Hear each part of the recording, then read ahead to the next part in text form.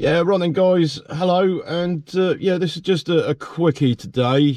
I'll just make you aware that there is actually more of a cost to the Russian sanctions than just fuel prices going up. Okay, I know that you'll be aware that once the fuel prices go up, then everything goes up, but it's a little bit more serious than that. Okay. Russia, Ukraine exports something like 30% of the world market with grains. Okay, which there's a stop to that. It's not just your cornflakes and your Weetabix, it's also animal feeds. Okay, so that will affect certain countries. It may not affect us too much, or it may do, but there will be food shortages. Sunflower oil as well, vegetable oil, which is put in a lot of products, a lot of your ready meals, prepared food, factory processed food, or even down to McDonald's cooking the fries. Yeah, that sort of thing.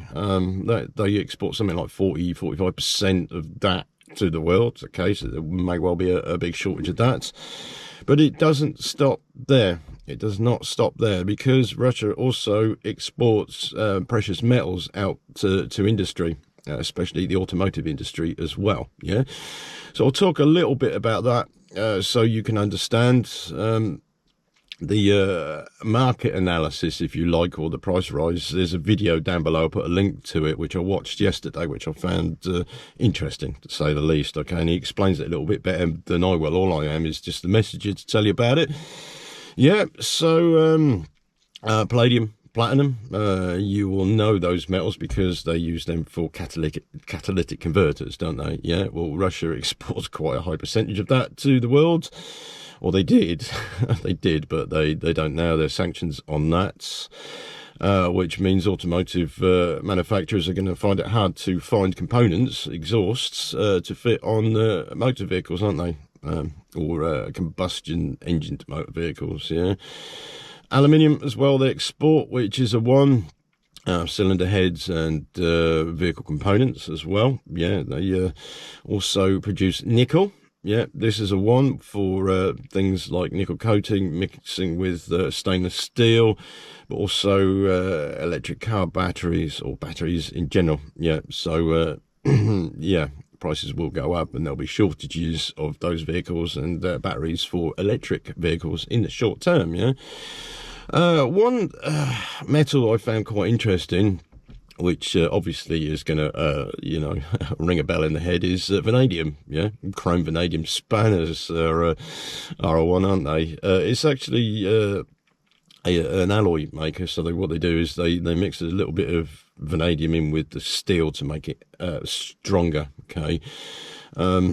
But because it's so expensive, they mix chromium with it to cheapen it out. Okay, so there's not a high percentage in spanners, something like 0.2% to about 1%. But of course, if vanadium's in short supply, then spanners are going to go up in price as well. Yeah, but also it's not just spanners, it's all sorts of steels like axles, for instance, aerospace and the aero industry or aeroplane industry as well, components for that, as well as titanium. Yeah, they export titanium, an interesting one there, because titanium's used in engine parts as well, isn't it? Or certain critical components anyway. Yeah, so these sanctions are going to cause us a hell of a lot of problems. This war is causing us a hell of a lot of problems. Yeah, we're just going to have to brace and see what happens. We've already had the chip shortages, haven't we? And I don't think that's finished yet. Although we do seem to be getting ECUs quite regularly now. How this is going to affect us from a professional point of view, I don't know. From the DIY point of view, possibly exhausts will be harder to get hold of when they run out of stock, catalytic converters, stuff like that. But a lot of these lorries with their fancy DPFs and the exhaust processing systems, they're very expensive anyway. If they can't get the precious metals or in their short supply, that is going to slow it down again, isn't it, for selling new vehicles or spare parts or spare exhausts for trucks. and we do actually change quite a lot of them. Yeah, let's watch this space on that one. Okay, now you're probably aware about the mass refugee crisis, or the movement of refugees out of the Ukraine. I think that's totaling somewhere like about 3 million at the moment, escaping into Poland, Moldavia, Hungary, places like that, and Russia as well, and Belarus. Okay, my sister-in-law. I'm near enough divorced from the missus now, but Marianne will always be my sister-in-law. Yeah, she lives in Mariupol, and the fighting is intense there, to say the least. Okay, the city, well, according to Western media sources, the damage is about 70% of all buildings there, which maybe not, don't know. She couldn't get out at one point because some of the humanitarian corridors were closed. Let's not get into that. That's a double-sided sword. It's not just the bad Russians. There's a lot going in there, which both sides are guilty of humanitarian war crimes, as it were. But there is an escape route which is safe to do, which she's going to take. Now, her parents are too old and too sick to move, and they don't want to go. They've told Marianne to leave, so she's leaving this today, probably already gone, on foot out of Mariupol through a place called Milikina. When they can get out that way, then they can then take or find some sort of transport to get to a border. Yeah, and that is quite a long distance. That's right the way across the Ukraine. So that's something like a 3-day travel, or maybe longer. It might take her weeks yet, we don't know. But the hope is that she can get across the border, and once she's across the border, then she can come to the UK. The UK are fast-tracking visas for Ukrainians. And as long as they got family here, which she has, then she can come to the UK. Unfortunately, there have been deaths in the family, and I don't want to talk about that. But it's it's very, very, very tragic, very tragic. So just sort of give you a little bit of a heads up that we're actually quite safe here, although we're going to go through issues. It's nothing like what they're going through. Yeah. One of the reasons that prompted her to leave was the fact that Ukrainians are hunkering down in her region of the city. Yeah, they're actually taking buildings over, ready to fight as the Russians. Well, actually, it's Chechens and DPR, well, the Donetsk People's Republic fighters are fighting in Mariupol more than the Russians. Okay.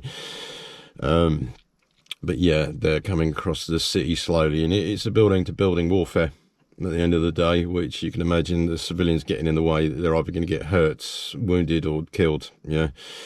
Plus, there's also, and you probably are not aware of this, is because of the food shortages, fuel shortages, and water shortages, and the availability of guns, especially in that city, civilians are turning on each other and robbing each other. Yeah, it's a shit show all the way around. It's terrible. It really is. You wouldn't want to be in that zone. Although some guys that play Call of Duty and Escape from Tarkov, stuff like that, you'd probably find it exciting. But if you got there, it would be a totally different thing.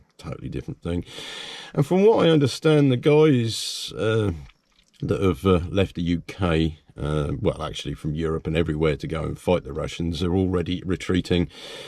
They can't handle it. It's not what they think it is. Yeah, so I won't say any more about that. There's just a side effect of having to sift through all sorts of social media on both sides, trying to find out what's going on in Mariupol. Yeah, and yeah, I'll leave it there. But anyway, yeah, the one thing out of this, my little research today, is I found out a little bit more about spanners. So I think what I'll have to do is do that in a video at some point, because it's interesting. Yeah, why we have chrome vanadium in spanners. Yeah.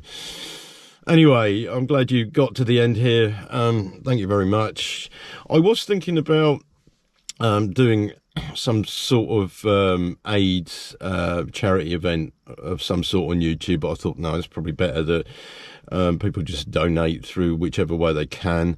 UNHCR, you go on their website, you can donate to them. Yeah. Please do not donate to the Ukrainian army effort. This war has to stop as quick as possible. The more arms and munitions that are being sent, the longer this goes on, okay? I think our politicians are fucking stupid, to be honest with you. It's more about a loss of faith than anything, whereas civilians are suffering. If the Russians had just swept through and knocked out the military, it would have been a big difference, but they're fighting back.